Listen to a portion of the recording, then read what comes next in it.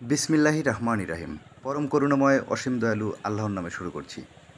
এই মুহূর্তে আমি অবস্থান করছি সিলেট জেলার কানাইঘাট উপজেলার সড়কের বাজারে।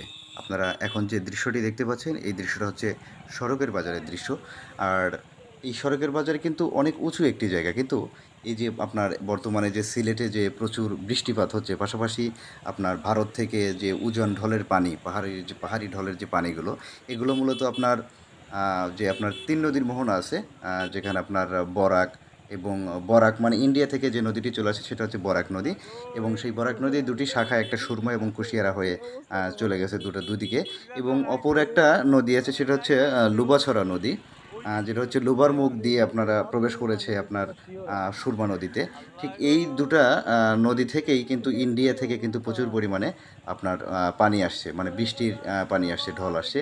সেই ঢলের পানিতেই কিন্তু এক রাত্রের মধ্যে আপনার সমস্ত এলাকা কিন্তু প্লাবিত করে দিছে, মানে এমন প্লাবিত করেছে যেটা কিন্তু আপনারা দেখতেই পাচ্ছেন সচক্ষে। বাজারে একটা মেইন সড়কের উপর দিয়ে, এটা কিন্তু একটি হাইওয়ে সড়ক, সিলেট থেকে যোগীগঞ্জ যাবার একটি হাইওয়ে সড়ক। সেই হাইওয়ে সড়কের অধিকাংশ জায়গায় কিন্তু পানিতে তলিয়ে আছে। আপনাদেরকে আমি আরও ভালোভাবে দেখানোর চেষ্টা করছি, আপনারা একটু দেখতে থাকুন। এটা কিন্তু আসলে বাজারের একদম মেইন পয়েন্ট, মানে বাজারের একদম মেইন পয়েন্টই হচ্ছে এই জায়গাটা। আর এইখানেও কিন্তু অলরেডি কিন্তু পানি চলে আসে। যদি এখানে পানি চলে আসে তাহলে যে গ্রামগুলো আছে, আশেপাশে যে গ্রামগুলো আছে, সেই গ্রামের পরিস্থিতিটা কী রকম আপনারা একবার চিন্তা করে দেখুন। গত বছরে কিন্তু সিলেটে একটি ভয়াবহ বন্যা সংঘটিত হয়েছিল এই বৃষ্টি বাদলের কারণেই। ঠিক এই বছরেও কি সেরকমই হতে যাচ্ছে? গত বছরে কিন্তু বাংলাদেশ, নট অনলি বাংলাদেশ, এর বাহির থেকেও কিন্তু বাইরের দেশগুলোতে থেকেও কিন্তু সিলেটবাসীকে কিন্তু ত্রাণ পাঠানো হয়েছিল।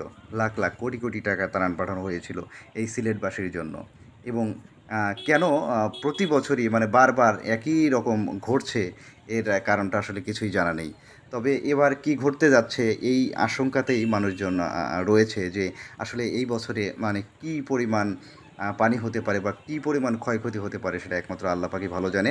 আমরা আসলে জাস্ট দোয়া করতে পারি যেন সিলেটবাসী এই দুর্যোগ থেকে রক্ষা পেতে পারে। এখন দেখুন যে মানুষের কী দুর্ভোগটা হচ্ছে, মানে সাডেনলি, মানে আমাদের তো অন্য অন্য এলাকাতে যে বর্ষাগুলো হয় সেটা ক্রমান্বয়ে পানি আসে, কিন্তু সিলেটের বন্যাটা কিন্তু আকস্মিক, মানে হঠাৎ দেখতেছেন পানি নাই, হঠাৎ দেখবেন যে এক রাত্রের মধ্যেই দেখবেন সব তলিয়ে গেছে। মানে যখন এই কুশিয়ারা নদীর এবং সুরমা নদীর যে পানির ধারণ ক্ষমতাটা, সেটা যখন ওভারটেক করে ফেলে, ঠিক তখনই কিন্তু ওই পাশের বাঁধগুলো ভেঙে যায়, এবং ভেঙে যাওয়ার ফলেই কিন্তু এই এলাকাটা কিন্তু প্লাবিত হয়। এবং প্লাবিত হলে বুঝতেই পারছেন কী পরিস্থিতি দাঁড়ায়। তো আপনারা দেখতে থাকুন, আপনাদেরকে আরও কিছু অংশ দেখানোর চেষ্টা করব আমি। এটা মূলত আপনার হাতের ডান পাশেই আপনারা আছে হচ্ছে শাহাপুর জেবার রোড। আর এখন আমি সড়কের বাজার থেকে আটগ্রামের দিকে আমি যাচ্ছি, এবং দেখানোর চেষ্টা করব যে এই দিককার পরিস্থিতিটা এদিকের পরিস্থিতিটা কেমন সেই বিষয়টাই আপনাদেরকে দেখানোর চেষ্টা করব। তো ভিউয়ার্স, আমার সঙ্গেই থাকুন। আমরা চলতে থাকলাম আটগ্রামের দিকে। তো আটগ্রাম যেতে যেতে মানে আসলে যে বন্যার যে সিচুয়েশন, যে কন্ডিশনটা আপনারা দেখতে পাচ্ছেন যে বাড়িঘর কিন্তু একদম তলিয়ে গিয়েছে। যেখানে বিশ্ব রোড তলিয়ে গেছে, সেখানে অন্য অন্য বাড়িঘরের অবস্থাটা কেমন হতে পারে সেটা আপনারা একটু আন্দাজ করলেই বুঝতে পারবেন। দেখুন, আপনারা একটু ডানে বামের দিক যদি আপনারা নজর করেন তাহলে দেখবেন কিন্তু প্রত্যেকটা বাড়িঘর কিন্তু তলিয়ে আছে পানির নিচে, ঠিক আছে? এই বাড়িঘরে কিন্তু কখনোই পানি ওঠে না। একমাত্র আমি গত বছরে দেখেছিলাম এই বন্যার কারণে পানি ওঠায়, এবং এই বছরটাতে আবার দেখলাম যে হঠাৎ আকস্মিক, গতকালকে কিন্তু কোনো রকম পানি ছিল না, একদম শুকনো ছিল, পুরো এলাকা শুকনো ছিল। এক রাত্রের মধ্যে এত পরিমাণ পানি এসেছে, যেই পানিটা মনে করেন পুরো এলাকাকে একদম তলিয়ে দিয়েছে, একদম একদম তলিয়ে দিয়েছে, মানে বিশ্ব রোড পর্যন্ত তলিয়ে দিয়েছে। তো আমরা আরও সামনের দিকে একটু যাব, গিয়ে আমি দেখানোর চেষ্টা করব যে আসলে সামনের পরিস্থিতিগুলো কেমন। আপনারা দেখতে থাকুন যে সামনের পরিস্থিতিগুলো আসলে আরও কীরকম।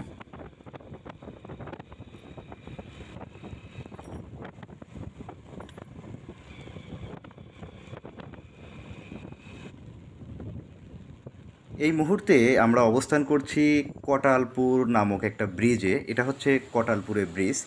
আর এই কটালপুরের ব্রিজ দিয়ে যে পরিমাণ পানি যাচ্ছে ভাই, ঠিক আছে, যে পরিমাণ পানি যাচ্ছে এবং এই যে পানির যে স্রোত এবং স্রোতের যে গর্জন, মানে আমি চিন্তা করতেছিলাম যে মানে হঠাৎ করে না এই ব্রিজটাই ভেঙে যায়।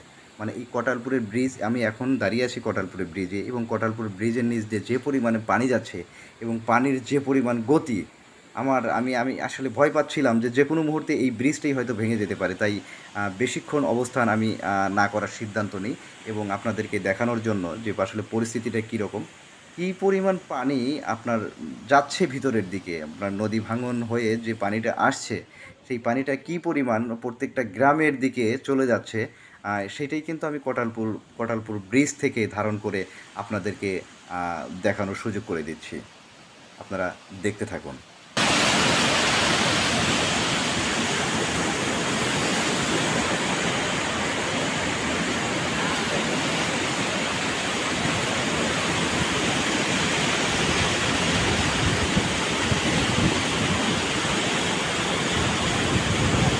দেখুন বস, কি পরিমাণ পানি এই গ্রামের মধ্যে ঢুকছে। যদি এই পরিমাণ পানি ঢুকতে থাকে তাহলে ওই সাইডের যে গ্রামগুলো আছে সেই গ্রামগুলো ডুবতে কত সময় লাগবে, এটা আপনারা একটু আন্দাজ করেন বা আপনারা একটু গেস করেন যে ওই যে গ্রামগুলো আছে, যে পরিমাণ পানি এখানে ঢুকতেছে, ওই গ্রামগুলো তলিয়ে যেতে কতটুকু সময় লাগতে পারে, কি পরিমাণ পানি এখানে যাচ্ছে, কি পরিমাণ স্রোত এখানে বহমান।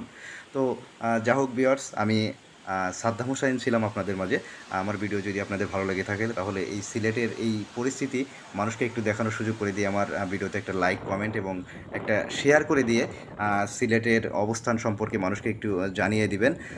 এই প্রত্যাশায় আমি সাদ্দাম হোসাইন আট গ্রামের কাছ থেকে আপাতত বিদায় নিচ্ছি।